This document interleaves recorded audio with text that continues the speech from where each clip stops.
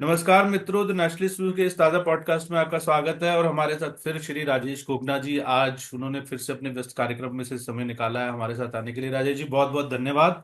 ओ नमस्कार नमस्कार, nice to meet. हमारे दर्शकों का बड़ा आग्रह था आपके साथ एक विषय पे चर्चा करने के लिए, तो उस पे हम आज चर्चा करेंगे। वो चर्चा है मतांतरण, जिसे कहते हैं कि कन्वर्जन।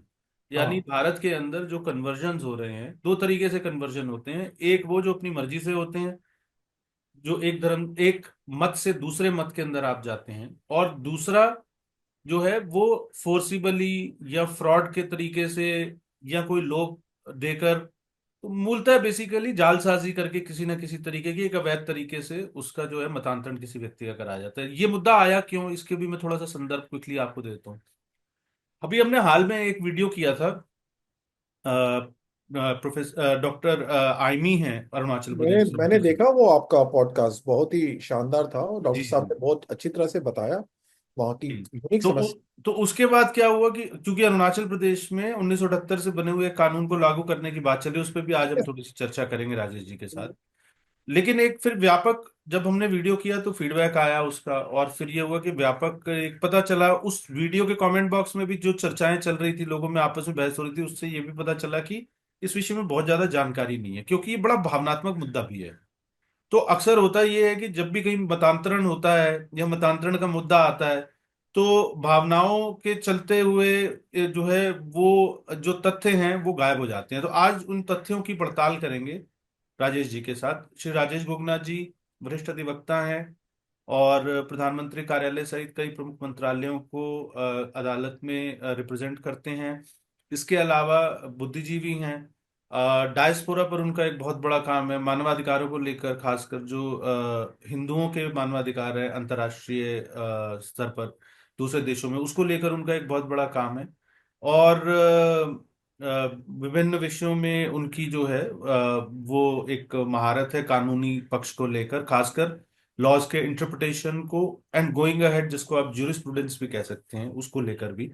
तो फिलोसफी ऑफ लॉ जिसे हम कहते हैं अक्सर जो है। तो आज हम चर्चा को तीन हिस्सों में बांटेंगे। पहला, कन्वर्जन का हिस्टोरिकल कॉन्टेक्स्ट क्या है, ऐतिहासिक संदर्भ क्या है। दूसरा, कि मौजूदा हालात बेसिकली क्या हैं और कैसे ये इवॉल्व हुए, क्या कानूनी स्थिति है। और तीसरा जो है, वे फॉरवर्ड क्या है। तो पहली बात राजेश जी, कि इसका जरा आप एक हिस्टोरिकल कॉन्टेक्स्ट बताएं कि जब हम एक मत से दूसरे मत में, यानी जैसे ज्यादातर तो हम ये हिंदुओं के ईसाई या इस्लाम के संदर्भ में या किसी और धर्म मत में परिवर्तित होने के संदर्भ में इस पे चर्चा कर रहे हैं, तो थोड़ा सा आप बताएं, ये क्या कोई नया फिनोमिना है, 100-200 साल पुराना फिनोमिना है, जब यूरोपीय आए तब का फिनोमिना, या ये पहले से ही जो है एक फिनोमिना है, यहाँ पर फिनोमिना कहूँ या एक मतलब मौजूद था, जिसे कहते हैं कन्वर्जन। पहले तो बहुत अच्छा और बड़ा इम्पोर्टेंट सब्जेक्ट है ये। पहले जो अभी आपने दो तीन शब्दों का प्रयोग एक साथ किया, मतांतरण, धर्मांतरण, और ये किया, तो मैं सोच रहा था कि अपने दर्शकों से ये भी चर्चा की जाए कि क्या होता है कन्वर्जन और मतांतरण धर्मांतरण में क्या फर्क होता है। तो कन्वर्जन तो एक इंग्लिश शब्द है, अंग्रेजी का शब्द है, और उसका एक सिंपल मीनिंग ये है, जब आप एक फेथ से दूसरी फेथ में अपने आप को ट्रांसफर करते हो।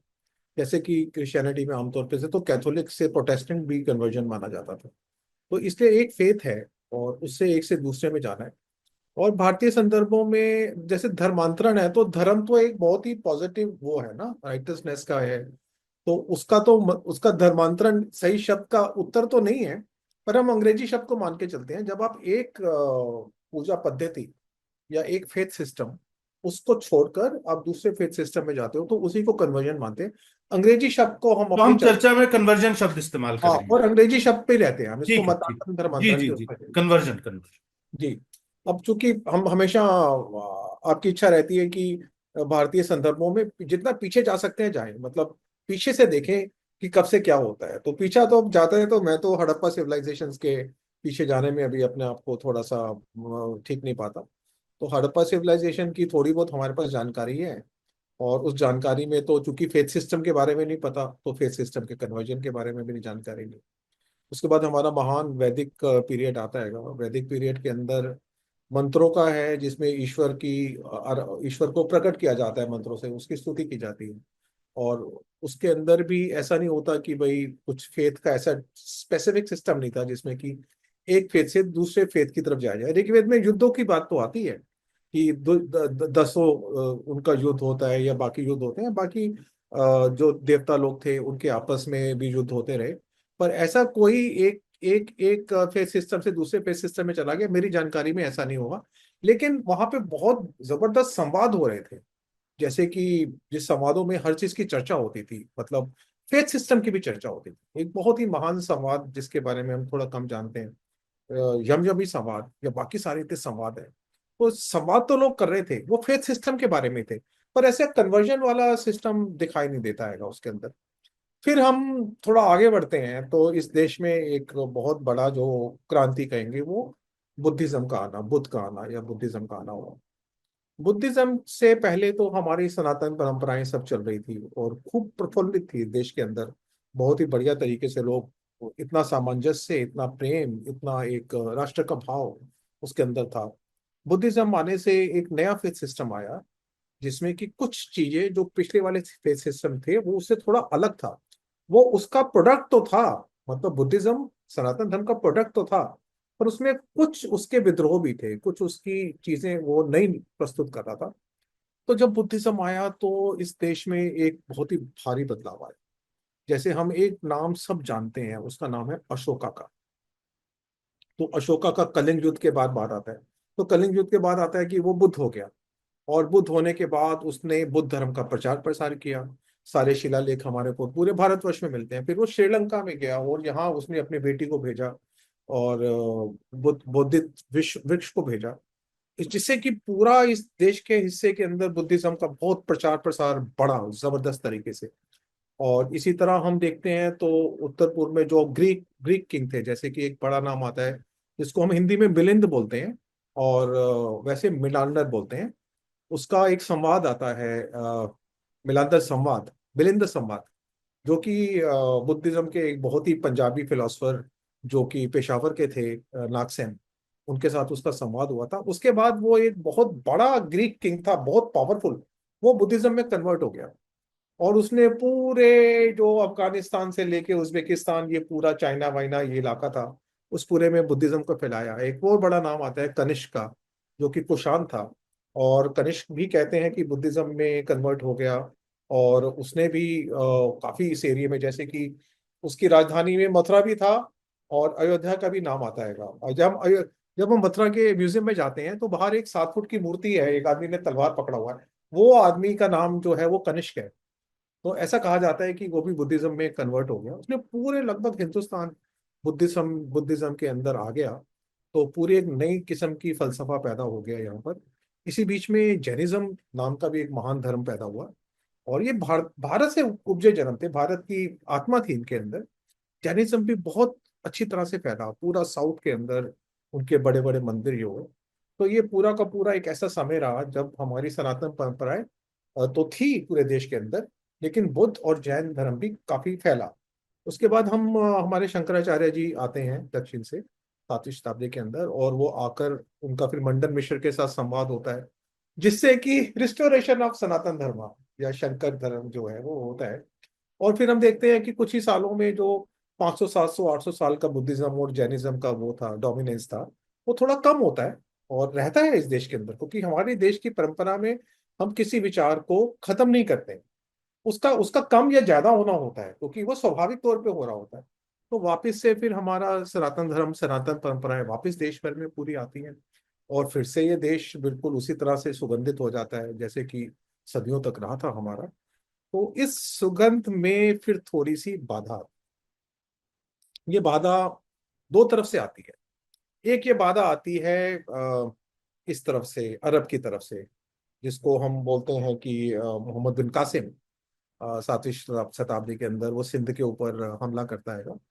इस्लाम का नाम लेकर आता है, वो कहता है कि मुझे 8वीं शताब्दी से 712 8 हाँ 750 के आसपास, हाँ तो सेवन, मतलब हाँ, ठीक है। यस 748 और 750 वो समय ठीक है, आता है। समथिंग अराउंड दैट हाँ बेसिकली। Yes yes. तो 7वीं और मतलब 8वीं शताब्दी के बीच हाँ में। उसके माइंड में इस्लाम है कि भाई जब उसको भेजा जाता है तो इस्लाम उसके दिमाग में है। तो यहाँ पर वो आता है और जीतता है लड़ाई को, और लड़ाई जीतने के बाद इस्लाम का फैलना शुरू हो जाता है। यहाँ से भी फैलता है, उसी वक्त उसके कुछ लोग बांग्लादेश की तरफ भी कूच करते हैं। ये पूरी एक परंपरा नॉर्थ के अंदर कासिम के बाद से वो लगातार एक के बाद एक उनके एक कहेंगे कि प्रवाह आते रहते हैं। ये प्रवाह काफी हिंसक है, ये प्रवाह काफी पावरफुल है, ये प्रवाह काफी जबरदस्ती से धर्मांतरण करने के लिए उत्सुक है। तो इतने सारे प्रवाह मतलब 750 से चलते चलते फिर वो खत्म ही नहीं होता, वो लगातार चलता रहता है। कभी कोई, और हर हमलावर जो यहाँ पर आता है, वो चाहे लूटने आता है, चाहे कब्जा करने आता है, चाहे बुलाया जाता है, और उसके माइंड में एक डोमिनेंस रहता है कि मुझे इस्लाम को फैलाना भी। तो जो मोहम्मद बिन कासिम से ये परंपरा शुरू होती है, तो वो फिर बाबर और इसके बाद से जितने लोग आते हैं, तैमूर लंग आता हैगा, उसके बाद जो भी कुछ हमारे थर्ड बैटल ऑफ पानीपत में भी आए, तो सब लोग इस्लाम का नाम लेके आते हैं। इसका असर पड़ता है, इसका असर ये पड़ता है कि जब हमारी पहली सेंसस होती है, तो उसमें तो तकरीबन 24-25% मुस्लिम्स, ये जो भारत हमारा बांग्लादेश और ये मिलाकर तो 25%, 24% मुस्लिम थे। और ये सारे लोग 1000 साल के अंदर 24% कन्वर्जन हो गया, और उससे पहले तो मुस्लिम थे ही नहीं। तो ये हुआ, इस तरह दक्षिण में भी इस्लाम फैल रहा था, पर वो व्यापारियों द्वारा था, और उन्होंने भी फैलाया। वो इतना हिंसक नहीं था, वो थोड़ा और तरह का इस्लाम था, सूफी लोग यहाँ भी आप आए। देखिए ना, गोवा एक हिंदू हाँ, डोमिनेटेड मैं स्टेट हुआ क्रिश्चियंस के करती थी, आज उसका आ, कैरेक्टर ही क्रिश्चियन हो गया, हालांकि अभी आई भी। आई आई रहा था क्रिश्चियनिटी पे, जी जी। क्योंकि मुस्लिम यहाँ पर आए, क्रिश्चियन भी पहले से आने शुरू हो गए, क्योंकि क्रिश्चियन जब आए तो हिंसा के साथ नहीं आ रहे थे, तो नोटिस नहीं हो रहे थे राष्ट्रीय स्तर के ऊपर। कासिम आता था तो नोटिस होता हैगा। और क्रिश्चियन जब हमारे इसमें आ गए केरल के अंदर, और वेस्ट इधर आए अपने वेस्ट बंगाल के अंदर, तो वो बहुत एक व्यापारी के तौर पर आए, और एकदम सेंट थॉमस वगैरह जो भी लोग हैं ये आए। इन्होंने बहुत आराम से एंट्री ली, सबके साथ दोस्ती बनाई, दोस्ती के बाद उनसे परमिशन लेकर अपने चर्च स्थापित किए, और धीरे धीरे अपने आप को फैलाया। तो वो हिंसक नहीं था। दक्षिण में तो इस्लाम भी हिंसक होकर नहीं आया, वो थोड़ा व्यापार के तौर पर आया। गुजरात के अंदर भी इस्लाम व्यापार के तौर पर आया। लेकिन इन सब ने आकर एक जो रिलीजियस डेमोग्राफी अंग्रेजी में बोलते हैं, हिंदी में बोलेंगे तो धार्मिक जो है जनगणना, या जो भी उसको बोलेंगे, उसको चेंज कर दिया, मतलब जनसंख्या का जो आप कह सकते हैं कि मतानुरूप जो एक तरीके से वर्गीकरण है, वर्गीकरण कर दिया। जो है तो अब ये वो। वर्गीकरण वर्गीकरण तो हो सकता है ना, क्योंकि हम्म बुद्धिज्म भी आया तो वर्गीकरण हुआ। हम्म। लेकिन उस बुद्धिज्म के आने से क्या इस देश की जो सीमाएं थी, या जो सांस्कृतिक एकता थी, तब तक राजनीतिक तो इस प्रकार का नक्शा नहीं था, एक सांस्कृतिक तौर पर तो हम राष्ट्र थे ना, हमेशा से रहे। तो जो सांस्कृतिक तौर पर हम एक राष्ट्र थे, उस अवधारणा को ध्वस्त करता था इस्लाम, इस अवधारणा को ध्वस्त करता था क्रिश्चियनिटी। इस धारणा को बुद्धिज्म और जैनिज्म ध्वस्त नहीं करता था, वो इसको बलशाली बनाता था, उसने उसको बलशाली बनाया।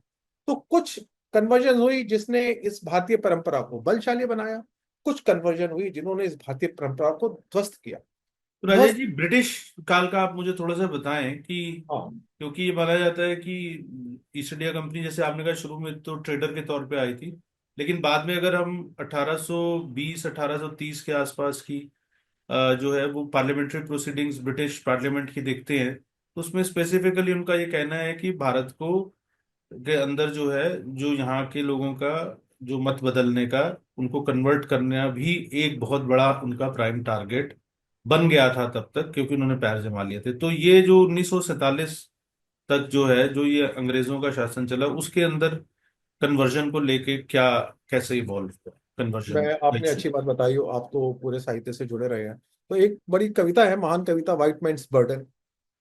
तो जब भी कन्वर्जन की बात होती है, you cannot talk about it without referring to this point, white man's burden. और ये यूरोपियन का व्हाइट मैन बर्डन था। क्रिश्चियनिटी तो व्हाइट ने नहीं शुरू की ना, क्रिश्चियनिटी तो इसराइल से शुरू हुई, ये हमारे क्षेत्र के आसपास का इलाका है।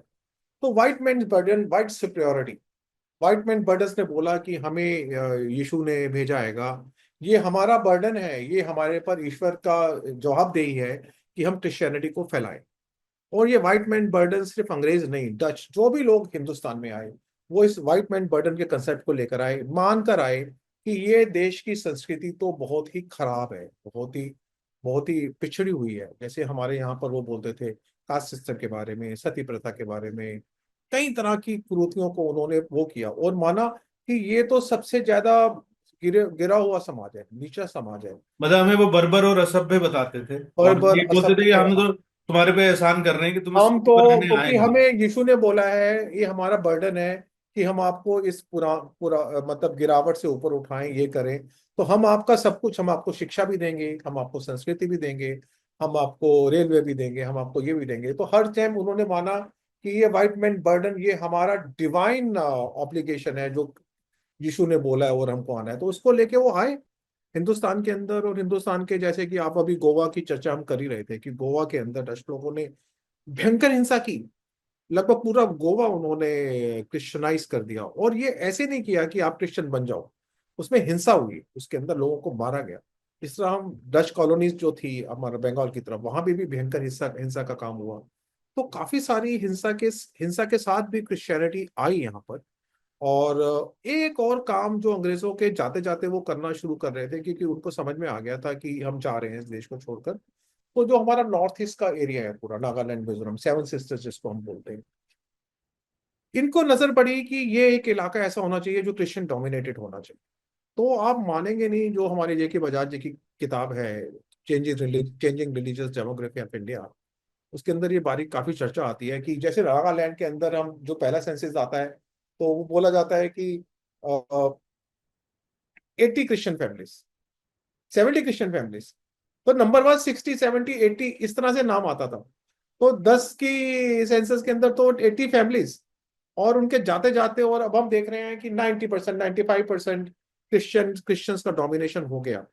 और ये पूरा इलाका जो था एक क्रिश्चियन डोमिनेशन में आ गया। आपने अभी अरुणाचल प्रदेश में किया 75% Christians, Nagaland 95% Christians, Manipur almost 50% Christians, और मिजोरम ऑलमोस्ट 99% क्रिश्चियंस। ये पूरा इलाका क्रिश्चियनाइज हो गया।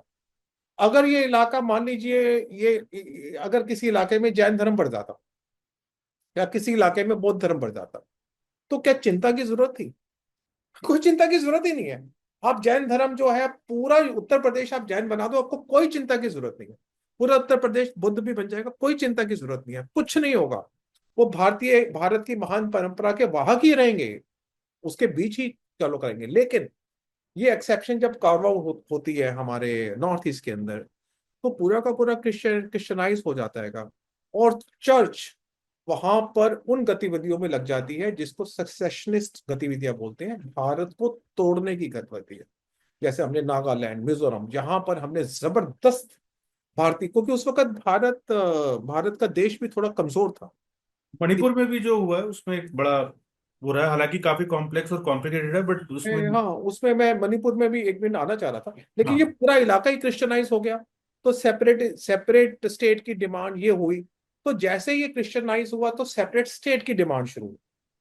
अभी मणिपुर में क्या हो रहा है? अभी डिक्लेयर तो कर दिया कुकीज ने कि हमें तो सेपरेट स्टेट चाहिए। वो अब सेपरेट स्टेट की बात ही कर रहे हैं। जो चाहे वो एडमिनिस्ट्रेशन चाह रहे हैं, वो सेपरेट स्टेट की बात ही तो कर रहे हैं। तो ये बिल्कुल जैसे आमतौर पे कुछ लोग बोलते हैं कि हिंदू धर्म घटेगा तो ये देश बटेगा। तो आमतौर पे मैं भी और मेरे घर में, घर परिवार के लोग भी जो पाश्चात्य शिक्षा की तरफ काफी उत्सुक रहते हैं, इस नारे के बारे में बोलते हैं कि ये नारा थोड़ा पोलराइज करता है। तो लेकिन जब हम बात करते हैं, जैसे जब हम बात कर रहे हैं, तो ये वास्तव में हुआ कि नॉर्थ ईस्ट के अंदर, वो चाहे वो ट्राइबल्स थे, चाहे वो हिंदू थे, पर वो भारतीय परंपरा के लोग थे। जैसे वो कम होते हैं, तो एक सक्सेशन की अलग होने की घटना शुरू हो जाती है। और सबसे ज्यादा जो दुख की बात है, आप और मैं, हम दोनों पंजाबी हैं, हम लोग उस इलाके में, हमारे पुरखों की हड्डियां हैं जमीन के अंदर, जिसको अब पाकिस्तान कहते हैं। और उस इलाके में हम हमेशा से रहे। वहां पे हमारी आबादी हमेशा से 50-60% रही है। मतलब इसके बावजूद कि 1000 साल से इस्लाम वहां पे था। और फिर जब थोड़ा इस्लाम बढ़ता है, तो वेस्ट बंगाल और इंडियन पार्टीशन, जो भारत का पार्टीशन होता है, वो कितना क्रूर है। आप देखिए कि वो अलग होना चाह रहे हैं, तो कोई बात नहीं, आप अलग हो जाओ। लेकिन वो अलग होना चाह रहे हैं क्रूरता के साथ, हिंसा के साथ। जैसे कि लाहौर के अंदर, हम लोग लाहौर के रहने वाले हैं, तो लाहौर के अंदर लोग, लाहौर के लोग लाहौर को छोड़ नहीं रहे थे। तो उन्होंने लाहौर का पानी बंद कर दिया, जो मुस्लिम लीग के लोग थे। तो जवाहरलाल नेहरू को मालूम चला कि पानी बंद कर दिया। तो अब जब पानी नहीं होगा लाहौर शहर के अंदर, तो 5-6 दिन के बाद वहां के सारे हिंदू जो अपने आप को प्रोटेक्टेड कर रहे थे, उनको बाहर निकलना पड़ा, पानी रोका गया, हिंसा की गई, कितने लोगों को अपनी जान जान गंवानी पड़ी गई। तो ये कन्वर्जन का तो असरदारी है। और हाँ, तो राजेश जी, अगर हम अब आजादी के बाद आए, तो सबसे पहले जो है महत्वपूर्ण, एक नियोगी कमीशन जो है 1950 के दशक में आता है। तो जरा इस पे बताएं कि नियोगी कमीशन की इस पूरी कन्वर्जन की डिबेट में क्या भूमिका है, क्योंकि ये एक शायद माइलस्टोन माना जाता है। और तो थोड़ा सा आप बताएं जरा, बिकॉज ये एक महत्वपूर्ण है, खासकर जो करंट जनरेशन के लोग हैं उन्होंने तो शायद इसके बारे में सुना भी नहीं होगा। इवन मीडिया में भी जो लोग कन्वर्जन पर लिखते हैं या कभी इस तरीके की खबरों को कवर करते हैं, मैं मीडिया का पार्ट रहा हूँ, तो नियोगी कमीशन की रिपोर्ट के बारे में hardly they discuss about it. कभी कभी ऑपेड वगैरह में चर्चा हो जाती है, लेकिन वो भी बहुत कम लोगों को मालूम ही नहीं है। तो लोगों को मालूम होना चाहिए कि नियोगी कमीशन क्या था, क्यों था Niyogi commission, why it is so significant, खासकर लीगल पर्सपेक्टिव से भी और सोशल पर्सपेक्टिव से भी। देखिए, मतलब जब तक यहाँ पर ब्रिटिशर्स थे, तो उनका तो ऑफिशियल रिलीजन ही क्रिश्चियनिटी है। मैंने आपको बोला, व्हाइट मैन बर्डन के साथ वो यहाँ पर थे, उनको तो क्रिश्चियनिटी फैलानी थी। इतना फैला नहीं पाए, मतलब थोड़ा मुझे इसको समझ नहीं आता कि इतने सालों के राज के बाद भी वो 1.5%, 2% से ऊपर जा नहीं पाए। लेकिन वो लगातार इस गतिविधियों में लगे हुए थे। लेकिन जब वो चले गए, जैसे कि नॉर्थ ईस्ट में भी उनके जाने के बाद ये गतिविधि तेजी से बढ़ी। ये क्यों बढ़ी, ये रिसर्च का कारण होगा। तो मध्य प्रदेश के अंदर अंग्रेजों के जाने के बाद, मध्य प्रदेश भी एक गरीब, अभी भी वो बीमारू स्टेट में ही आता है, तो बहुत गरीबी वहाँ हमेशा से रही है। और गरीबों में मतलब ट्राइबल्स भी वहाँ पर हैं, दलित लोग भी हैं जो काफी गरीब हैं। तो उसके अंदर चर्च काफी तेजी से काम करना शुरू हो गया, और कई तरीके से उन्होंने अपनी गतिविधियां बढ़ा दी। तो उस वक्त एक वहाँ की सरकार, मध्य प्रदेश सरकार ने सन 1952-53 के आसपास, 1950, 1950 के आसपास ये कंसर्न हुए कि भाई क्या कर रहे हैं क्रिश्चियन मिशनरीज, ये लगातार वो हो रहे हैं, ट्राइबल पॉपुलेशन को ये टारगेट करें। Tribal population is not a ordinary group. Tribal population जो है वो युगों का इतिहास अपने आप में संजोए हुए है। उनकी एक विशेष आइडेंटिटी है। तो उस आइडेंटिटी की प्रोटेक्शन करना तो हर स्टेट का काम है, हर राज्य का काम है। इंटरनेशनल कन्वेंशंस ट्राइबल्स के बारे में बहुत सी हैं, आपने बोला था कि इसके बारे में चर्चा रखेंगे। तो उस आइडेंटिटी को बचाना जरूरी होता है, क्योंकि अगर ट्राइबल आइडेंटिटी खत्म होती है, तो एक ऐसी चीज खत्म होती है जो कि सदियों की धरोहर है। हम लोग जो मेन स्ट्रीम के लोग हैं, चाहे वो रह रहे हैं, हम तो लगातार बदल रहे हैं। ट्राइबल अपनी यूनिकनेस को अभी तक बचा के रखा हुआ है। तो ट्राइबल एरियाज के अंदर जबरदस्त कन्वर्जन शुरू हो गई। और 1954 के अंदर एक नियोगी कमेटी, मध्य प्रदेश में तब सरकार थी, कांग्रेस की सरकार ही थी। मुझे मुख्यमंत्री का नाम तो ध्यान नहीं आ रहा कि कौन था। पंडित रविशंकर शुक्ला। और पंडित रविशंकर शुक्ला जी, उन्होंने जब लोगों को कंसर्न हुआ कि ये कैसे है, तो उन्होंने और एक कमेटी बनाई जिसका नाम था नियोगी कमेटी। और उस नियोगी कमेटी की रिपोर्ट आती है 1956 में। ये रिपोर्ट मध्य प्रदेश सरकार पब्लिश करती है। इसका नाम है Niyogi committee report on Christian missionary activities. तो ये इसके जो चेयरपर्सन थे वो भवानी शंकर नियोगी जी थे, जो रिटायर्ड चीफ जस्टिस थे नागपुर हाई कोर्ट के। और इसमें इन्होंने इन्वेस्टिगेट किया एलिगेशंस ऑफ जो कन्वर्जन थे क्रिश्चियन मिशनरीज, टारगेटेड है। ये क्रिश्चियन मिशनरीज के द्वारा कन्वर्जन के ऊपर है, क्योंकि और कुछ तो ऑर्गेनाइज कन्वर्जन हो नहीं रहा ना। आप बोलो जो मजारों पे जा रहे हैं लोग, तो वो ऑर्गेनाइज नहीं है। आप मजार पे जा रहे हो, आपको सूफी के पास जा रहे हो, आपको लगा कि इसने मुझे ठीक कर दिया, आप कन्वर्ट हो गए, तो ऑर्गेनाइज नहीं हो, ये ऑर्गेनाइज था। तो इसमें हुआ, ये कमेटी बनाई गई जिसके जो थे 5 मेंबर थे।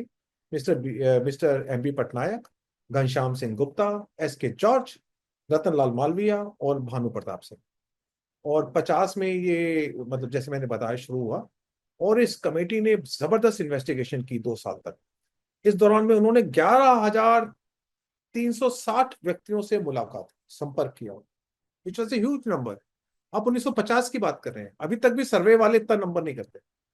और इन्होंने इंटरव्यू किया, 700 गांवों में गए मध्य प्रदेश के, उन्होंने 700 गांवों में जाके लोगों से इंटरव्यू किए। इनके पास 375 रिटन स्टेटमेंट्स आई, और इन्होंने क्वेश्चनियर किया था, वो क्वेश्चनियर बहुत खूबसूरत है। उसके 385 क्वेश्चनियर के रिस्पॉन्स आए। ये कमेटी वहां की हॉस्पिटल्स में गई, स्कूल्स में गई, चर्चेस में गई, और बाकी इंस्टीट्यूशन में गई। 14 डिस्ट्रिक्ट में इस कमेटी ने अपना कार्रवाई की। ये एक देश के आजाद होते ही क्रिश्चियन मिशनरीज के ऊपर, मुझे लगता नहीं कि इसके बाद कभी इतना बड़े स्तर पर सरकारी तौर पर इतना बड़ा कार्यक्रम हाथ में लिया गया हो। और इन्होंने फाइंडिंग जो थी वो बहुत चौंकाने वाली थी, जिसमें इन्होंने बोला कि जो क्रिश्चियन मिशनरीज जो हैं, वो, ये डॉक्यूमेंटेड है, सब कुछ उनकी रिपोर्ट में आता है कि वैसे बताया कि कंप्लेंट्स की जाती थी कि जो हॉस्पिटल और स्कूल्स हैं क्रिश्चियन मिशनरीज द्वारा, उसके अंदर वो अपने स्कूल और हॉस्पिटल्स को कन्वर्जन के लिए यूज कर रहे हैं। जैसे मान लीजिए आप स्कूल में गए, बच्चा भर्ती कराना है तो आप कन्वर्ट हो जाइए, अभी भी होता है, अभी भी होता है। और ऐसे हॉस्पिटल में आप इलाज करा रहे हैं तो इलाज में बोलेंगे कि आपको यीशु के नाम पे दवाई खा लो तो आप ठीक हो जाओगे, तो लोग कन्वर्ट हो जाते हैं। मुझे याद आ रहा है कि विवेकानंद केंद्र के अंदर भी इसी की रिपोर्ट के अंदर ही आता है, जिसके अंदर उन्होंने उनका एक बुकलेट उठाया क्रिश्चियन मिशनरीज का। तो उन्होंने बोला प्लेग फैला हुआ था, तो बोला कि आप उसको बोलो कि आप क्रिश्चियन हो जाओ। तो अगर वो नहीं होता तो let him die. It is properly documented. Christian missionaries का जो बुकलेट है उसमें लिखा है कि अगर वो कन्वर्ट नहीं होता, लेट हिम डाई। और अगर वो मान जाता है कि मैं कन्वर्ट होता हूँ, तो उसको दवाई दे दो और बचा लो यीशु के नाम के ऊपर। तो ये सारी चीजें हो रही थी, और ये डॉक्यूमेंट मतलब हम जब उसको पढ़ते हैं और सोचते हैं कि क्रिश्चियन मिशनरीज किस हद तक जाती थी, तो विश्वास ही नहीं होता कि यीशु के नाम पर, जो सबका सर्वहारा था, जो गरीबों का सबका भला करता था, उसके नाम पर क्रिश्चियन मिशनरीज किस हद तक गिरती थी और किस हद तक कन्वर्ट करने के लिए आगे तक बढ़ती थी। उसके बाद उन्होंने बोला फाइनेंशियल इंड्यूसमेंट। इन्होंने बोला कि जो कुछ missionaries, particular Roman Catholic church जो है, ये मनी लैंडिंग के काम में आ गए। ये लोगों को लोन देते थे, और लोन देके उसका इंटरेस्ट इकट्ठा हो जाता, तो फिर कहते थे कि कोई बात नहीं, आपके पास इंटरेस्ट नहीं है, आप ईसाई हो जाइए, हम आपका इंटरेस्ट और लोन माफ कर देंगे। तो ये भी बड़े स्तर पर काम लागू, ये सब देखिए इतना बढ़िया है। मैं तो कहूंगा आप एक बार इनकी फाइंडिंग्स पे भी जरूर एक बार पॉडकास्ट बनाएं, क्योंकि इतना कुछ है। फिर इसने नियोगी कमीशन ने अपनी रिकमेंडेशन दी। इन्होंने काफी रिकमेंडेशन दी, जिसमें कि मेन थी कि मिशनरीज जो हैं, जो सिर्फ कन्वर्जन पे फोकस कर रही हैं, उनको यहाँ से जाना चाहिए। ठीक है। और जो इन्फ्लक्स ऑफ फॉरेन मिशनरीज, इसको चेक करना चाहिए। ऐसा नहीं कि कोई भी इस देश में आ जाए, तो कुछ ना कुछ व्यवस्था होनी चाहिए कि वो परमिशन लेके आएंगे, वो डिस्ट्रिक्ट जज को बताएंगे, तो उसको रोका जाना चाहिए। मुझे लगता है लंबे समय के बाद ये 2014 के बाद जो मौजूदा सरकार है उसने कुछ ऐसे लोगों को डिपोर्ट भी किया है जो यस। मैंने क्योंकि मैं 1995 से पत्रकारिता में हूँ राजेश जी। हाँ। मैंने जो सरकारें देखी हैं और कवर किया है तो उसमें मुझे इस सरकार ने फंडिंग भी बंद की ऐसी संस्थाओं की जो कि एनजीओज के नाम पर क्रिश्चियन मिशनरीज को फंड कर रही थी फ्रॉडलेंट तरीके से कन्वर्जन्स करने के लिए। मैं बस I just wanted to make a point I think. मैं वही बताना चाह रहा था लेकिन कि कितना समय मतलब ये 1955-56 की रिपोर्ट। पर मेरी रिपोर्ट है। मैं वही ये एक तो ये भी है। और आपने बोला तो, 2014 15 2014 के बाद जाके बेसिकली एक्शन शुरू हो रहा है। तो अरे मतलब कितना। मैं देखिए ना, जो लोग टूरिस्ट वीजा पे आ रहे थे, जो आपने बोला ना डिपोर्ट किया, काफी लोग हैं जो टूरिस्ट वीजा पे यहाँ पे आते थे और रिलीजियस एक्टिविटीज में। टूरिस्ट वीजा के अंदर प्रोहिबिशन है कि आप किसी प्रकार की राजनीतिक धार्मिक गतिविधियों में शामिल नहीं होंगे, पर वो लगातार करते रहे। वो डिपोर्टेशन जो हुआ वो तो सारी बात। बहरहाल ये जो नियोगी कमीशन की रिपोर्ट क्या कोर्ट में क्रिश्चियन मिशनरीज ने चैलेंज की थी। हाँ देखिए, जब ये योगा की कमीशन की रिपोर्ट आई है तो ये काफी कंट्रोवर्सी हो गई इसके अंदर। और इन्होंने जो कैथोलिक रोमन कैथोलिक चर्च था, ये तो जबरदस्त प्रोटेस्ट किया है। और इन्होंने उसके बाद इसको इसको चैलेंज किया, इसको कॉपरेशन विड्रॉ कर ली, और एक पिटीशन भी डाली हाई कोर्ट में 1955 में ही। वो 56 में वो पिटीशन डिसमिस हो गई। उसके बाद सुप्रीम कोर्ट में भी ये मामला गया, जिसमें उन्होंने बोला कि हमारा तो मतलब क्रिश्चियंस का या क्रिश्चियन मिशनरीज का एक संवैधानिक अधिकार है कि हम अपनी फ्रीडम ऑफ रिलीजन है हमारे पास, धार्मिक स्वतंत्रता का अधिकार। तो अब हम थोड़ा सा देर से आ रहे हैं, तो हम संविधान पे आ गए हैं। हाँ, तो तो इसके आर्टिकल, बाद जो है तो एक तो उन्होंने कहा कि मैं इस पे ये भी एक, बस आप थोड़ा सा ये भी ऐड करते चले, ये मुझे लगता है कि आगे आने वाले सालों में ये डिबेट कन्वर्जन के साथ ही एक इंटीग्रेटेड मुद्दा हो गया, रिलीजन ऑफ फ्रीडम, हाँ फ्रीडम ऑफ वो, रिलीजन, मतलब प्रैक्टिसिंग योर रिलीजन और प्रोपोगेटिंग योर रिलीजन, हाँ प्लस जो है, बट जो है कन्वर्जन एंड कन्वर्जन, ये वो दोनों चीजों मतलब के वो बीच में एक बैलेंस। एक ही है वो, मतलब ऐसा है ना, कोई भी लॉ कन्वर्जन के नाम पे है ही नहीं है ना। वो लॉ मतलब फ्रीडम ऑफ रिलीजन नहीं है, लेकिन उसके ऊपर उसके रीजनेबल रिस्ट्रिक्शंस इंपोज करता है। जी जी वो फ्रीडम ऑफ, देखिए जैसे अभी मैं उसी पे आना चाह रहा था कि आर्टिकल, सब लोग कहते हैं कि देखिए, हम हमारे तो फ्रीडम ऑफ रिलीजन है जिसमें कि बोलते हैं कि भाई संविधान ने बोला है कि freedom of conscience and right to freely profess, practice and propagate religion. तो प्रैक्टिस तो कोई दिक्कत ही नहीं है, आप यीशु का नाम लो, आप मोहम्मद साहब का नाम लो, किसी भी भगवान का नाम लो, कोई हिंदुस्तान में तो रुकावट नहीं है। कुछ प्रतिबद्ध, कुछ बात वो है कि भाई आप सड़क के ऊपर पूजा नहीं करोगे, आप पब्लिक ऑर्डर मेंटेन करोगे, ऐसे पब्लिक ऑर्डर एंड मोरालिटी और हेल्थ के ऊपर नहीं होना चाहिए। मान लीजिए आप कहीं जाकर किसी, कोई जानवर काट रहे हो, जिससे बीमारी फैल सकती है, या आप रास्ते रोक रहे हो, तो ऐसा नहीं होना चाहिए। लेकिन अब किसी को प्रोफेस करना रिलीजन, प्रैक्टिस करना रिलीजन, और प्रोपोगेट करने का भी हुआ है, तो वो बोले कि प्रोपोगेशन इंक्लूड्स कन्वर्जन। तो ये मतलब मामला आ गया कोर्ट कचहरी के अंदर कि प्रोपोगेशन इंक्लूड्स कन्वर्जन। तो बहुत ही बड़ा मुकदमा है, reverend Stanislaus versus state of Madhya Pradesh, 1977 का मुकदमा है। ये सुप्रीम कोर्ट में आया, right to convert versus right to propagate, जो आपने बोला फ्रीडम ऑफ रिलीजन और कन्वर्जन, इसी के मामले में ये मुकदमा था। तो घूमता घूमता ये मुकदमा फिर सुप्रीम कोर्ट तो पूछना ही था कि कैसे करेंगे। तो सुप्रीम कोर्ट ने बिल्कुल स्थापित किया इसको, उन्होंने बोला, डिस्टिंग्विश किया between right to propagate religion and right to convert. तो कोर्ट ने बोला कि आर्टिकल 25 जो है संविधान का, वो freedom to profess, practice and propagate religion करता है, but it does not include a fundamental right to convert other person to its own religion. This ruling upheld the constitutional validity of the state laws prohibiting conversion by force, fraud and inducement. क्योंकि कानून बन रहे थे ना, कानून बन रहे थे, फ्रीडम ऑफ रिलीजन तो रहेगा। कानून बन रहे थे कि भाई कोई भी कन्वर्जन ऐसे नहीं होना चाहिए जिसमें कि फोर्स हो, जिसमें कि शक्ति से वो किया जाए, फ्रॉड से किया जाए, इंड्यूसमेंट में पैसा दे के ये करके, ऐसा नहीं होना चाहिए। तो बहुत सारे कानून बनने शुरू हो गए हिंदुस्तान के अंदर। और सबसे पहले तो मध्य प्रदेश का ही कानून बना, और उसके बाद काफी राज्यों में ये कानून बने। हमें इसी पे आ रहा था कि ये जो है, ये कानून राज्यों में ही अलग अलग, अभी राज्य स्तर पर ही बेसिकली जो है वो बनाए गए हैं। तो हम इस पे अभी चर्चा भी करेंगे कि सेंट्रल लॉ इसके ऊपर क्यों नहीं है और क्यों, वो अंत में इसके बारे में। पर अभी थोड़ा सा क्या ये बात सही है राजा जी की मेनली स्टेट्स में ही बेसिकली हाँ जी, इसको, बिल्कुल। और हर एक स्टेट ने अपने वो बना रखे हैं जो है, तो पहला कानून तो जैसे नियोगी कमीशन की रिपोर्ट आई थी ना, तो उसके बाद ही ये मध्य प्रदेश का एक कानून बना, और जो कि हमारा ये था, मध्य प्रदेश धर्म स्वातंत्र्य अधिनियम 1968। तो अभी हम जो हिंदी में कानूनों के नाम सुन रहे हैं, तो लोग कह रहे हैं हिंदी में नाम क्यों लिख रहे हो। 1968 में मध्य प्रदेश में धार्मिक अधिनियम बना, ये नियोगी कमीशन की रिपोर्ट के बाद। इसी को चैलेंज किया गया सुप्रीम कोर्ट के अंदर कि ये धार्मिक स्वतंत्रता को बाधित करता है, तो सुप्रीम कोर्ट ने बोला नहीं, ये बाधित नहीं करता, ये उसको संयमित करता है, वो उसको निर्धारित करता है। तो बहुत अच्छा तरह से ये कानून बना। और लेकिन ये आप बिल्कुल सही कह रहे हो कि जिन जिन स्टेट में कानून है, मैं थोड़ा थोड़ा स्टेट का हवाला दे देता हूँ। इसमें हमारा अरुणाचल का नाम नहीं आ रहा, क्योंकि अरुणाचल में रूल्स नहीं है, तो अरुणाचल का कानून तो टिथलेस हो गया ना, उसको कोई मतलब नहीं है। तो वो आपने अच्छा पॉडकास्ट किया, मेरे को उसमें काफी चीजें देखने समझने को लगी। तो Madhya Pradesh freedom of religion act ये 2021 में बना। ये जो पुराना लॉ था उसको थोड़ी अमेंडमेंट करके नया कानून आया।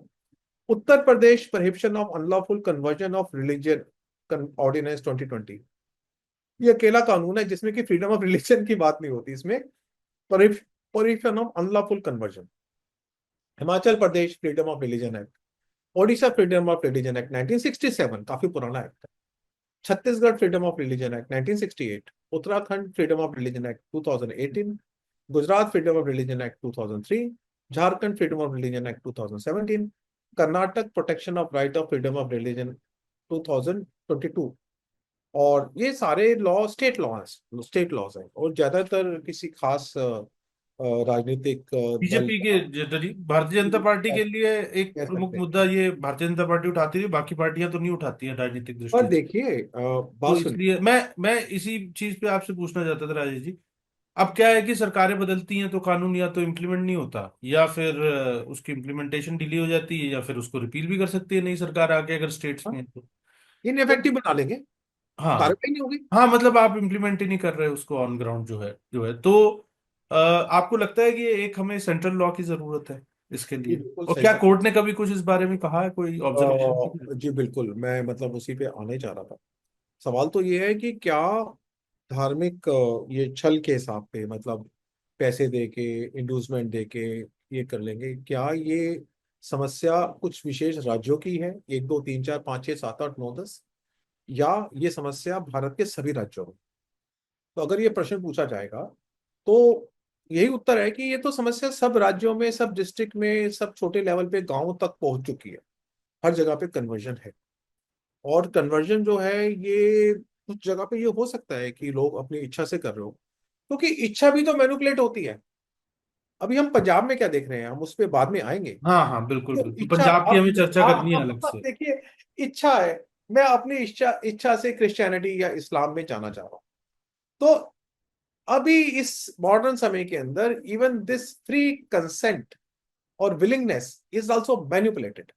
हाँ, it's a manipulated consent many times. हाँ, तो मैनिपुलेटेड है, कंसेंट इज आल्सो मैनिपुलेटेड। जैसे बात। मैं आपको बताऊं कि जैसे आपने भी ये रेफरेंस दिया था, और जो हमारा पिछला पॉडकास्ट था तो उसमें जो हमारे एक्सपर्ट थे वो खुद एक बड़े राउंड सर्जन है और डायरेक्टरेट ऑफ हेल्थ सर्विस से रिटायर हुए हैं, डॉक्टर एमी। तो वो मुझे बता रहे थे, कह रहे कि वहां अरुणाचल प्रदेश में अब किसी को कैंसर हो गया, ठीक है ना, हाँ, तो वो उससे कह रहे भाई को कैंसर अगर ठीक करवाना है, दवाई से तो हो नहीं रहा, तुम ऐसा करो पहले जो है ना प्रे करो ईसा मसीह को। अब आपने तो उसमें क्योंकि उसके पास कोई नहीं, अगर मान लीजिए टर्मिनल कैंसर है या कुछ वो है, तो उसके बाद वो कह रहे जी मैं तो फ्री कंसेंट से करूँ, लेकिन आप मैनिपुलेट कर रहे हो ना उसका consent. So I just wanted to bring in an example basically जो है। मैं आपने बताया, मैं एक और बताना चाहता हूँ। हमारी एक मित्र हैं, और वो अभी जुडिशियल सर्विसेज में से अभी रिटायर हुए। तो उनकी सिस्टर नोएडा के एक हॉस्पिटल में एडमिट थी, और वो एडमिट है, हिंदू परिवार है, मतलब बिल्कुल प्रैक्टिसिंग रोज पूजा करने वाले। तो उनकी सिस्टर की जो नर्स थी, वो रोज आके बोले कि मैं आपके लिए चर्च से ये लाई हूँ, मतलब होली वाटर, आप इसको लोगे तो ठीक हो जाओगे। So it's not happening in the villages. The in the most educated powerful, मतलब सिस्टर ऑफ अ जज, सिटिंग जज, वाज बीइंग इन्फ्लुएंस्ड, वो कर रहा था उसको। तो ये तो लगातार है ना। मैं वही कह रहा था कि पूरे भारतवर्ष में, हर डिस्ट्रिक्ट में, हर राज्य में, हर गांव में ये समस्या है। तो क्या ये समस्या स्टेट स्पेसिफिक है या रीजन स्पेसिफिक है? तो ऐसा नहीं है, ये पैन इंडिया प्रॉब्लम है। वो नॉर्थ ईस्ट में भी है, वो जम्मू कश्मीर में भी है, वो पंजाब में बहुत भयंकर किस्म से, राजस्थान में भी है, दिल्ली में भी है, सब जगह पर है। तो क्या ये 9-10 राज्यों द्वारा जो ये छोटे मोटे कानून बनाए गए, जिनका एक्सेस छोटी है, मतलब क्षेत्र बड़ा है लेकिन पूरा नहीं है, तो क्या होगा? मतलब कोई व्यक्ति अगर उत्तर प्रदेश में जबरदस्त कानून भी होगा, तो वो अगर पड़ोस के राज्य में जाकर कन्वर्जन कर लेगा तो क्या होगा? तो ये लगातार मांग चलती रही है। जो लोग भी फ्रीडम ऑफ रिलीजन के समर्थक है, मैं तो फ्रीडम ऑफ रिलीजन का बहुत बड़ा समर्थक हूँ। मैं मानता हूं कि लेकिन फ्रीडम ऑफ रिलीजन के अंदर सबसे बड़ी बाधा यही है कि जो इंड्यूसमेंट के ऊपर, फ्रॉड के ऊपर, एल्योरमेंट के ऊपर जो कन्वर्जन होती है पैसा देकर या वो करके, वो फ्रीडम ऑफ रिलीजन को बाधित करती है ना। क्योंकि अगर मैं हिंदू हूं तो मेरी भी तो फ्रीडम ऑफ रिलीजन है। मेरी भी तो फ्रीडम ऑफ रिलीजन तो प्रैक्टिस माई रिलीजन है, मेरी भी तो freedom to profess my religion है। तो अगर आप मेरे फ्रीडम ऑफ रिलीजन को पैसा देकर, इंड्यूसमेंट देकर, यीशु का नाम लेकर या किसी उसका नाम लेकर करते हो, तो आप मेरी फ्रीडम ऑफ रिलीजन को तो बाधित करते हो। तो इसलिए मेरा मेरा क्या मानना है, जो लोग भी फ्रीडम ऑफ रिलीजन के समर्थक हैं, मैं दूसरी तरह से प्रस्तुत कर रहा हूं कि उन सबकी मांग है, और ये मांग होनी चाहिए कि इस भारतवर्ष के अंदर जब ये समस्या पैन इंडिया लेवल तक है, पूरे देश में लेके अखिल भारतीय है, तो क्या इसका अखिल भारतीय समाधान नहीं होना चाहिए? तो मेरा विनम्र निवेदन है, और मैं आपके माध्यम से भारत सरकार को भी निवेदन करना चाहूंगा इतने सारे संगठनों ने लगातार निवेदन कर रहे हैं कि ये सही समय आ गया है कि कहीं राज्यों में कानून बनाया जाए, फिर सरकारें बदले, फिर वो कानून निरस्त हो जाए या प्रभावी न रहे, तो ऑल इंडिया लेवल के ऊपर एक अखिल भारतीय कानून इसके बारे में बनाया जाए, फ्रीडम ऑफ रिलीजन के बारे में बनाया जाए, जिसके अंदर ये सारी चीजें जो नहीं होनी चाहिए। जो कोई भी धर्म, क्या यीशु चाहेंगे कि उनके नाम के ऊपर जबरदस्ती पैसे देकर इंड्यूसमेंट करके बोला? कोई और धर्म चाहेगा? कोई धर्म नहीं चाहेगा, कोई भी। यीशु कभी नहीं चाहेंगे, वो इतने महान है, वो कभी नहीं चाहेंगे कि उनका नाम बदनाम हो।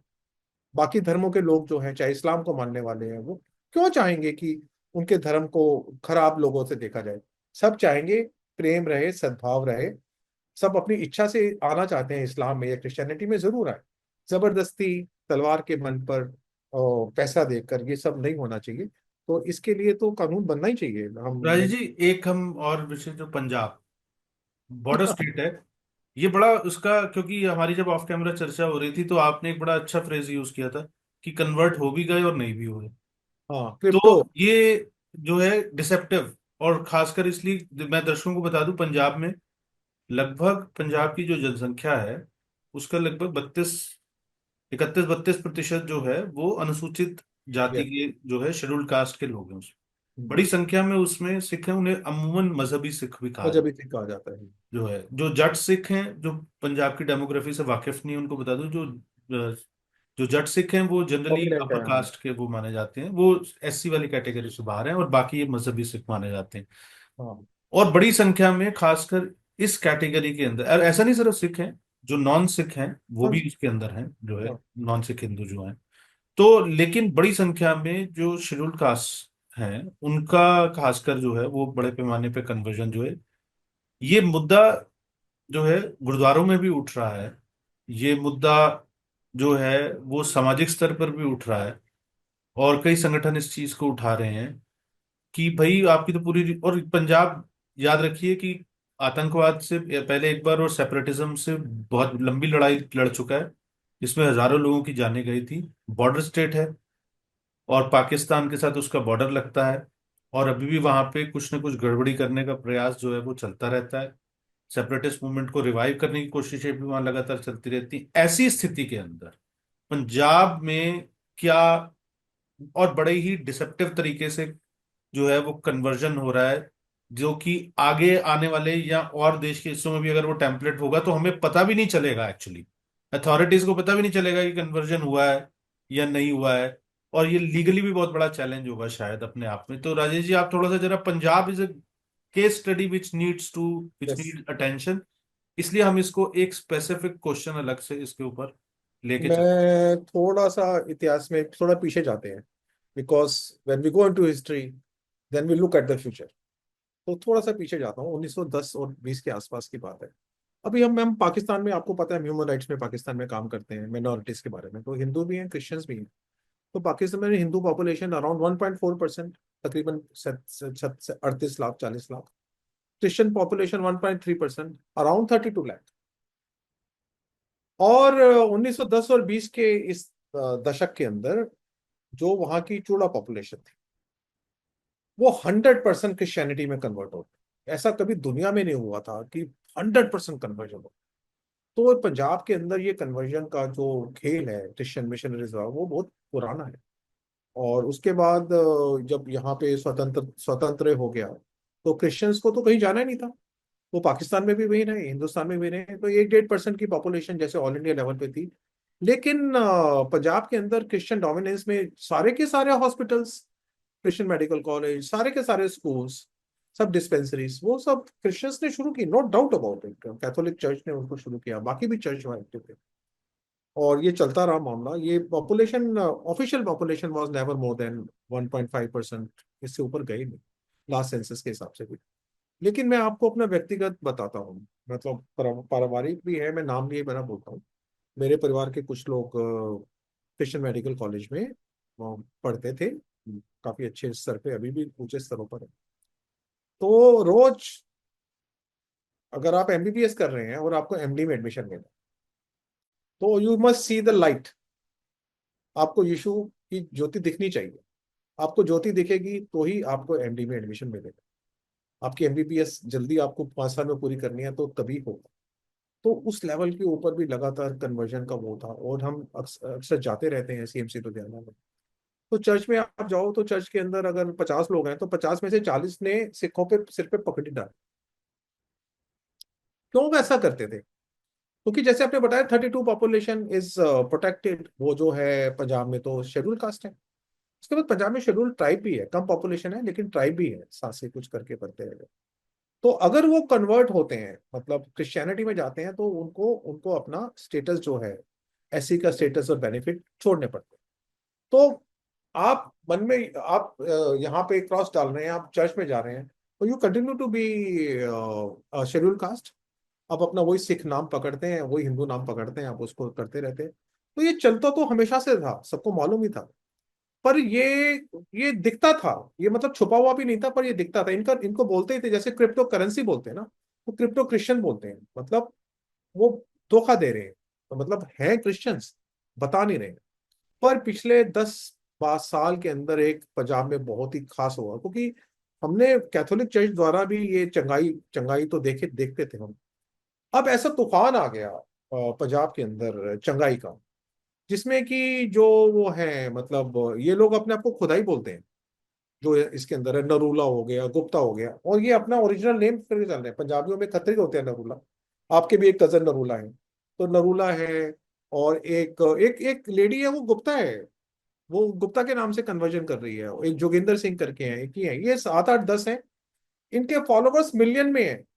जब ये अपनी चंगाई लगाते हैं तो उसके अंदर लाखों लोग आते हैं, और लाखों लोग अपने अपने धर्मों को बदल रहे हैं वहां पर। और पंजाब में ऐसा जबरदस्त तूफान आया हुआ है कन्वर्शन का, कि समझ नहीं आता कि क्या हो रहा है। कभी इस देश में क्या, पूरी दुनिया में इतना जबरदस्त कन्वर्जन का प्रवाह, इतना जबरदस्त कभी देखा ही नहीं गया। और ये कन्वर्जन हो रहा है, और इतना जबरदस्त प्रवाह है कि उसको रोकने की कोई चेष्टा करने की भी कोशिश नहीं कर रहा।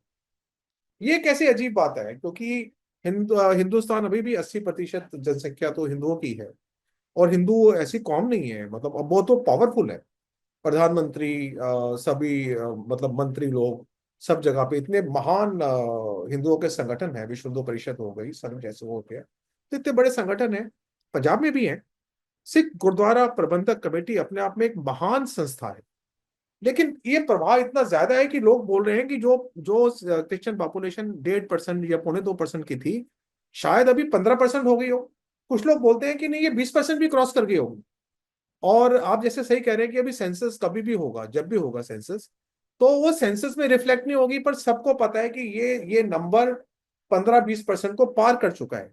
जैसे हम लोग बोलते थे कि 50 साल में हिंदुस्तान मुस्लिम मेजोरिटी हो जाएगा। मुझे वो तो मालूम नहीं कि होगा कि नहीं होगा, पर मैं इसके बारे में बिल्कुल बिल्कुल कह सकता हूं कि एज फार एज वो नंबर में तो नहीं दिखाई देगा। लेकिन पंजाब में अगर इस तरह से गति बढ़ी गई, जैसे हम दोआबे में के हैं, तो दोआबे में वो पूरा बॉर्डर एरिया जो पूरा है, जबरदस्त क्रिश्चियनिटी का तूफान चल रहा है। और ऐसा तूफान चल रहा है कि किसी की हिम्मत नहीं हो रही कि उसको चैलेंज कर सके। बातें कर रहे हैं लोग सारे के सारे। मुझे प्रबंधक कमेटी, कुछ मुझे विश्व हिंदू परिषद से भी थोड़ी शिकायत है कि आप बोलते हो प्रबंधक कमेटी वाले कुछ नहीं कर रहे। अरे, इस देश का अगर क्रिश्चियनिटी नहीं, मुझे पंजाब। मुझे लगता है राजेश जी, ये ना बात आरोपों प्रत्यारोपों से बड़ी दूर है, मतलब ऊंची है। हाँ, और मुझे लगता है कि इसके दो पार्ट हैं। जो है, एक, जो बहुत सारे लोग जो क्रिश्चियनिटी में कन्वर्ट हो रहे हैं, जिनको लोभ देकर किया जा रहा है उसमें, जैसा कि बहुत सारे हिंदू जो नेता, खासकर राष्ट्रीय स्वयंसेवक संघ से निकले हुए हैं, उन्होंने बड़ी, मेरी कई लोगों से व्यक्तिगत रूप से बातचीत होती है, तो वो ये कहते हैं कि we have to set our own house in order first.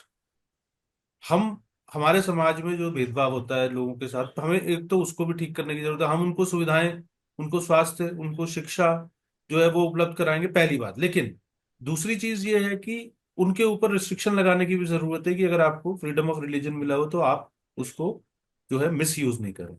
और सबसे महत्वपूर्ण बात जो आपने कही, we need a robust legal framework which can be implemented effectively and with ease. कि कॉम्प्लेक्स नहीं होना चाहिए, और लेकिन होना चाहिए और ठीक से, क्योंकि मैंने जो स्टेट्स के लॉज पढ़े हैं, तो वो इतने, मतलब अब डीएम के पास, उसमें सब्जेक्टिविटी इतनी ज्यादा है जो है चीजों को लेके, कि वो तय करना, जैसे आपने कहा ना, बहुत अच्छा आपने कहा कि फ्री कंसेंट। अब ये फ्री कंसेंट जो है डिफेंड है। ये ये अपने आप में इतने सब्जेक्टिव, तो मेरे कहने का मतलब ये है, पंजाब की अगर हम बात करें जो है, तो I think responsibility is first of society, administration जो है, दी जुडिशरी, लीगल फ्रेटर्निटी जो है। I think all of us, all of these are stake, and media. Surprisingly India Today ने एक कवर स्टोरी करी थी इसके ऊपर, लेकिन बीबीसी की अपार्ट फ्रॉम बीबीसी दैट की कम जो से है, कम 4 डॉक्यूमेंट्री हैं, बीबीसी की 4 डॉक्यूमेंट्रीज देखी हाँ, मैंने। और हमारे यहाँ से तो मुझे कोई नहीं दो है जो बीबीसी की भारतीय चार मीडिया। डॉक्यूमेंट्रीज हाँ, लेकिन भारतीय मीडिया में मतलब जब नहीं, बिल्कुल नहीं। तक लगातार चर्चा नहीं होगी, आई नो। है ना, तो तब तक जो है वो कैसे, मतलब मुद्दा लोगों को जो है वो समझ में आएगा जो है उसमें जो है। तो बहरहाल राजेश जी, मैं एक और अंतिम प्रश्न आपसे पूछना चाहता हूँ कि हमने हालांकि अपनी डिस्कशन पूरी इसके ऊपर फोकस रखी, ज्यादा क्रिश्चियनिटी पे कन्वर्जन, पर आपको ध्यान होगा अंतिम चलते चलते ये इसलिए भी, ताकि दर्शकों को याद रहे, और राजेश जी चूंकि हमें इतिहास में ले जाते हैं बार बार, जो अच्छी बात है, जिससे कि एक चीज का कॉन्टेक्स्ट हमें समझ में आता है बात। 1980 81 के आसपास मीनाक्षीपुरम के अंदर ओ 800 दलित जो है, यस। जो थे, या 800 अनुसूचित जाति इस्लाम के लोग थे, इस्लाम में वो कन्वर्ट हुए थे। इस्लाम में कन्वर्ट हुए, और उसके बाद वो एक टर्निंग पॉइंट था। तो यस। आप थोड़ा सा जरा मीनाक्षीपुरम की घटना ओहो। को और रिकॉल ये करें, हाउ इट इम्पैक्टेड। उसके बाद पहली बार बड़े लंबे समय बाद आई थिंक पार्लियामेंट में भी डिबेट हुई थी मैं इसके ऊपर आपने जी। बिल्कुल कई चीजें, हम जैसे कि सज्जन कुमार की बात कर रहे थे तो कुछ व्यक्तिगत बातें भी आ सकती है। तो हम्म। मीनाक्षीपुरम में ये कन्वर्जन हुआ था, तब विश्व हिंदू परिषद एक्टिव हुई और दिल्ली में एक विराट हिंदू सम्मेलन रखा गया। मैं एक मिनट राजेश जी रोक रहा हूँ, दर्शकों के लिए बता दूं, मीनाक्षीपुरम तमिलनाडु में है, तमिलनाडु में है। जी जी तो जी। तमिलनाडु में ये कन्वर्जन हुआ, 800 लोग काफी, एक पूरा का पूरा गांव लगभग इस्लाम में कन्वर्ट हो गया। और ये एकदम एक उन्होंने एक जैसे कि फ्लैग किया गया इस इशू के ऊपर, ऐसा कैसे हो गया कि भारत जैसे देश के अंदर पूरे के पूरे 800 लोग एक समारोह के अंदर और इस्लाम में कन्वर्ट हो जाए। तो एक जिसे जिसे बोलेंगे सुप्त समाज जो हमारा था या है, क्योंकि जो जो व्यग्रता जो है हमें मध्य प्रदेश में 50 55 के अंदर में दिख रही थी नेहरू के कमीशन के ऊपर, कि हम व्यग्र थे कि भाई ये क्यों हो रहा है, कैसा हो रहा है, इसको रुकना चाहिए। तो लगता है कि वैसी दक्षिण के अंदर वो वैसा या कहीं पे भी वो दिख नहीं रहा था, और कन्वर्जन तो हो रही। तो ये परिवार, ये जो हुआ मीनाक्षीपुरम का कांड बोलते हैं आमतौर इसको, कि ये मीनाक्षीपुरम का कांड हो गया, ये बहुत बुरा हुआ और ये बहुत अच्छा हुआ। बुरा इसलिए कि एक साथ इतने सारे लोग हिंदू एक साथ एक समारोह के अंदर इस्लाम को कबूल कर ले, तो ये हिंदुत्व के ऊपर तो या हिंदू धर्म के ऊपर एक प्रश्न चिन्ह तो लगाता ही है कि क्या हम अपने लोगों को अपने साथ जोड़ने में सक्षम हैं, या हमारे लोग हमसे लगातार बिखरते चले जाएंगे। पर ये बुरा हुआ, और सबसे अच्छा हुआ कि एक जागृति पैदा हुई पूरे देश भर के। और उस नाम को लेकर एक दिल्ली में सम्मेलन किया गया विश्व हिंदू परिषद द्वारा, जिसका नाम रखा गया विराट हिंदू सम्मेलन। और ये सम्मेलन रामलीला ग्राउंड में हुआ। और हमें याद है कि तब हम शाखा में जाते थे और मेरे पास जिम्मेदारी भी थी संघ की, जैसे मैंने आपको बताया भी। तो हम रातों को अपना गेरुए वो लेकर, और छोटे छोटे ब्रश होते थे, उससे दीवारों के ऊपर विराट हिंदू सम्मेलन लिखते थे। पूरे पूरे सम्मेलन लिखते थे दीवारों के ऊपर, तो हमारे कपड़े भी खराब हो जाते थे, तो घर वाले हमें डांटते भी थे। मैंने पहली बार गेरुए से कुछ लिखा होगा दीवारों के ऊपर, तो हम रात रात भर लिखा करते थे। तो ये याद है। और वो सम्मेलन हुआ, मुझे जहां तक याद आ रहा है, डॉक्टर करण सिंह जो थे, जम्मू कश्मीर के राजा होते थे उस वक्त, मतलब राजा रहे राज परिवार से, वो कांग्रेस के मेंबर ऑफ पार्लियामेंट भी थे, शायद मिनिस्टर भी रहे। वो वो हेल्थ मिनिस्टर थे इंदिरा गांधी की जब एग्जैक्टली इमरजेंसी में सरकार वो थी बने उस। विराट हिंदू सम्मेलन के अध्यक्ष। और बाकी शायद अशोक जी सिंगल उसके महामंत्री जी जी थे। हाँ, अशोक सिंघल जी उस समय दिल्ली के प्रांत प्रचारक थे, दिल्ली के राष्ट्रीय प्रांत स्वयं सेवक प्रचारक, थे। बिल्कुल ठीक कह रहे हैं, दिल्ली के प्रांत प्रचारक। हमने उनसे संघ के गीत और प्रार्थना सीखी है। बाद में विश्व हिंदू परिषद में फिर वो, मैंने क्योंकि उनसे जो मुझे प्रार्थना बोलना श्री अशोक जी सिंगल ने ही सिखाया है। और कई संघ के बड़े गीत मैंने उनसे सीखे हैं, तो मेरा सौभाग्य रहा कि उनके साथ मौका मिला। तो वो रहे उसके अंदर, उसी वक्त वो विश्व हिंदू परिषद में जा रहे थे। तो इससे पूरे भारत में एक जागृति हो गई विराट हिंदू सम्मेलन को लेके। जो मध्य प्रदेश के अंदर नियोगी कमीशन से जो एक क्रांति या एक आंदोलन शुरू हुआ था, वो थोड़ा धीमा पड़ा। वो इस 84 88 आते आते, जो 84 आते आते वो पुनः जागृत हो गया। और उसके बाद से लेके लगातार देश में हर कन्वर्जन जो है, it is being noticed. Every conversion is being notice now, every conversion is being challenge now. तो वो नोटिस्ड एंड चैलेंज्ड वो एक मानसिकता जो बनी एक हिंदू समाज के अंदर, भारतीय समाज के अंदर एक ऐसी जिज्विशा आई कि कोई भी कन्वर्जन, हर कन्वर्जन को नोट करना है, हर कन्वर्जन का विरोध करना है, हर कन्वर्जन को रोकने की कोशिश करनी है। तो ये एक महान आंदोलन शुरू हुआ 84 के आसपास विश्व हिंदू परिषद द्वारा।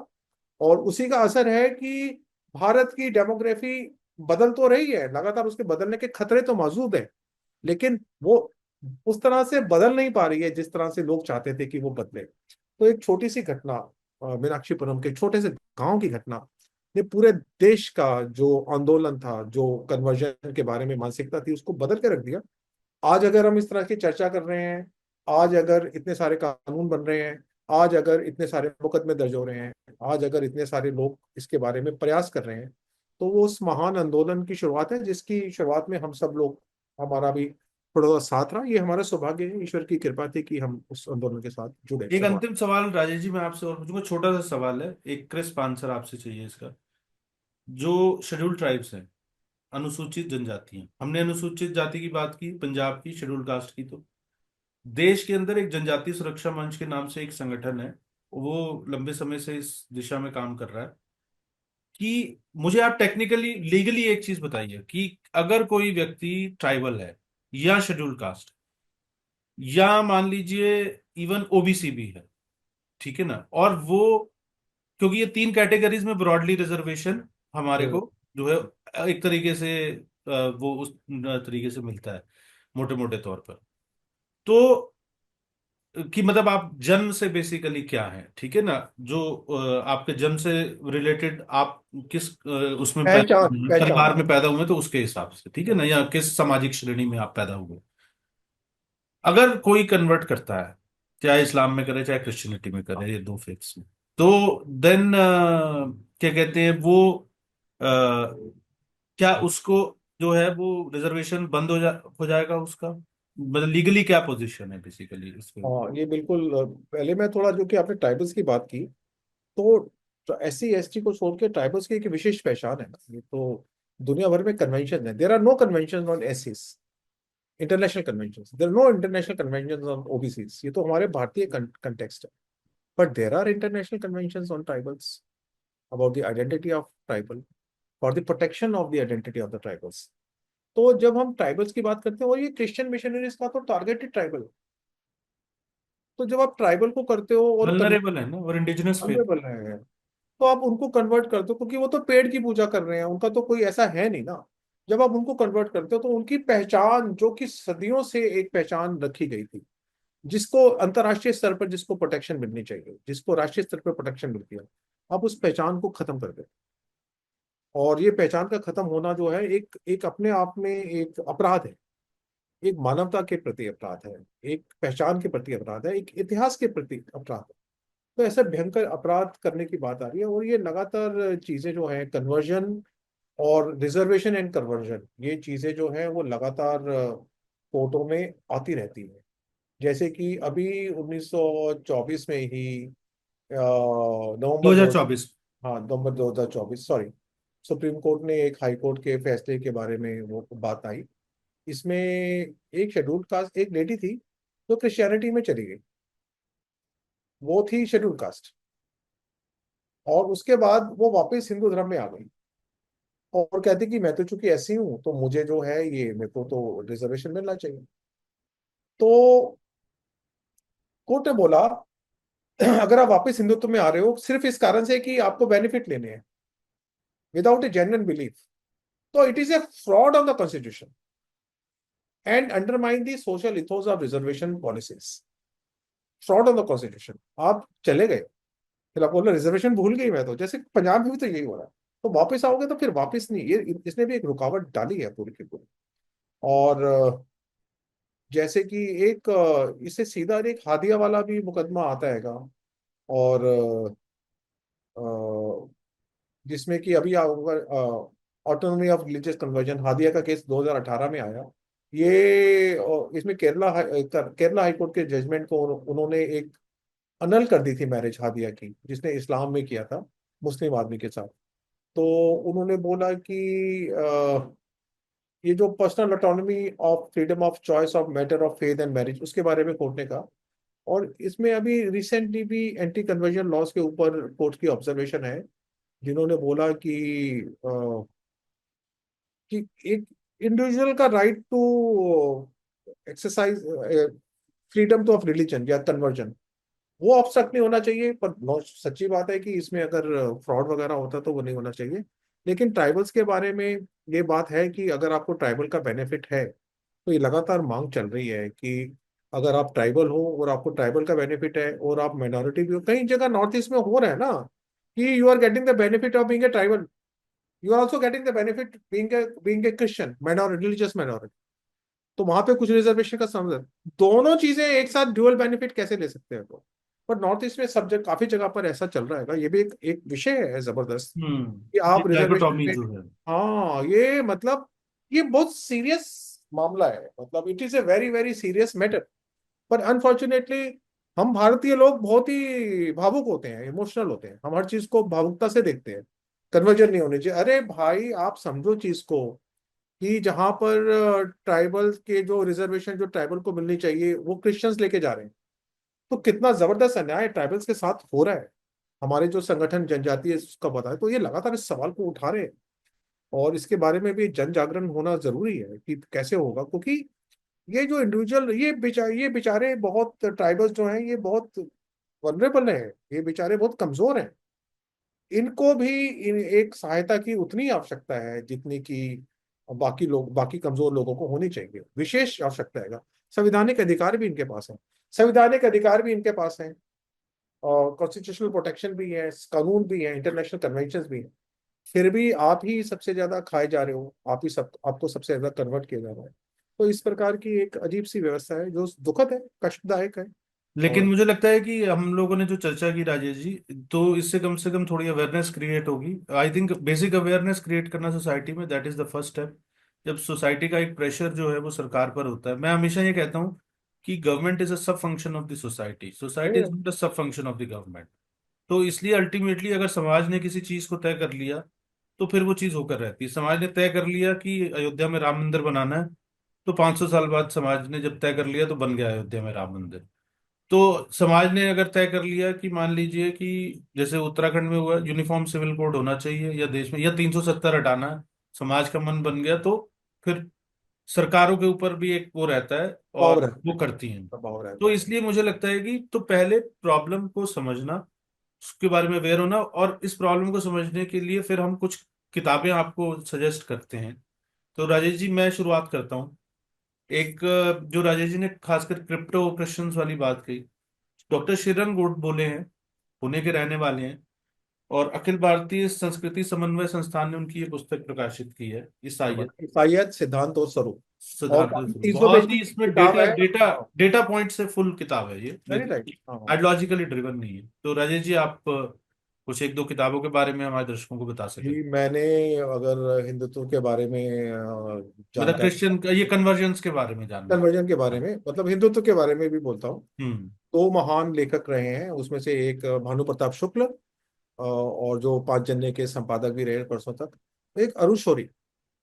और अरुण शौरी से सेक्युलरिज्म के बारे में, कन्वर्जन के बारे में, अरुण शौरी जी की एक 1994 में प्रकाशित बहुत ही खूबसूरत किताब है, रूपा एंड कंपनी ने पब्लिश की थी, missionaries in India, continuities changes and dilemmas. किसी को समझना हो कन्वर्जन का पूरा का पूरा विज्ञान या पूरा कुछ है, तो आप इस किताब को जरूर पढ़ें, ग्लोबल स्ट्रेटेजी के बारे में, चर्च डॉक्यूमेंटेशन के बारे में, और कैसे जिसको हम बोलते हैं कि लैंग्वेज ऑफ सर्विस और द प्रिटेक्स्ट ऑफ कन्वर्जन। ये बहुत ही शानदार किताब है, इसको जरूर सबको पढ़ना चाहिए। एक किताब आपने तो हमें बताई दी है। उसके बाद एक वॉइस ऑफ इंडिया की भी किताब है, harvesting our souls, missionaries, their designs, their claims. एक अरविंद शर्मा जी की किताब है, religious freedom and conversion in India, the truth about the Dalits and the lives of conversion, mister R R V पसीन साहब की किताब है। और विवेक सिन्हा की भी किताब है, हिंदूज इन हिंदू राष्ट्र और sponsored religious conversion. Rajiv Malhotra ji एक बड़े लेखक है, उनकी किताब है being different and Indian challenge to western universalism, और breaking India, western intervention in Dalit fault lines. तो ऐसे कुछ किताबें हैं। अंतर्राष्ट्रीय स्तर पर भी बहुत सी किताबें हैं कन्वर्जन के ऊपर। काफी मुश्किल और काफी कॉम्प्लिकेटेड चीज है समझने के लिए। हमने आज इसको कोशिश की, शुरुआत कर रहे हाँ हैं इसको समझने हाँ, की। मैं एक किताब बताता हूँ आपको, मैंने उस पर एक सीरीज ऑफ आर्टिकल भी लिखा था, वो गूगल करेंगे दर्शकों को मिल जाएगा।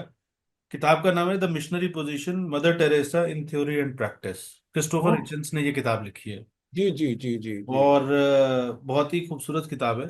आप इसको पढ़े तो आपके जो है ना वो आंखें खुल जाएंगी जो है। बस हर किताब हमको बहुत समझदार बनाता है, और बट इट मैं ये तो एक्सपोजेस चाहूंगा कि basically what was really happening on ground in सबको मदर किताबें पढ़नी टेरेसास चाहिए। मिशनरी ऑफ हाँ, मैं चैरिटी। तो और ये किसी विश्व हिंदू परिषद या संघ के व्यक्ति ने, क्रिस्टोफर हिचन्स ने लिखी है। वो is considered to be one of the foremost, मतलब अथॉरिटीज इन जर्नलिज्म, एंड जो है इज बेंचमार्क इन हिमसेल्फ। मुझे तो अच्छा लगता है आपके साथ कि आप हर चीज में जब खत्म करते हैं तो आप किताबों को लाते हैं, आपके पीछे भी किताबें दिखती हैं। हाँ मेरे जी बाजू में किताबें हैं, मेरे पीछे किताबें जी नहीं जी है। जी, मैंने हाँ। तो बस किताबों में जिंदगी बीते। किताबें, हाँ रात को सोए तो हमारे सिरहाने में किताबें रहें। इससे नहीं बेहतरीन क्या बिल्कुल। चीजें मिल सकती है। और आप पढ़िए, और इसके बारे में कोई प्रश्न हो तो पढ़ने के बाद भेजिए। कोई और किताब भी पढ़ रहे हैं और लगता है कि कुछ ऐसे प्रश्न हैं जो आपके सामने हैं और आप चाहते हैं कि हम उसको टैकल करें लीगल सोशो कल्चरल फ्रेमवर्क में, जो बड़े मुद्दे हैं, तो हम उस पर आप चर्चा करेंगे। राजेश जी, एक बार फिर से आपका बहुत बहुत धन्यवाद, आपने क्या, समय धन्यवाद। निकाला और चर्चा की। और दर्शकों से आग्रह है कि चर्चा आपको अच्छी लगी हो तो इसे शेयर करें, लाइक करें, चैनल को सब्सक्राइब करें। जल्दी मिलेंगे एक नए विषय के साथ, तब तक के लिए नमस्कार। थैंक यू वेरी मच सरुण जी, बहुत अच्छा लगा आपसे बात करके।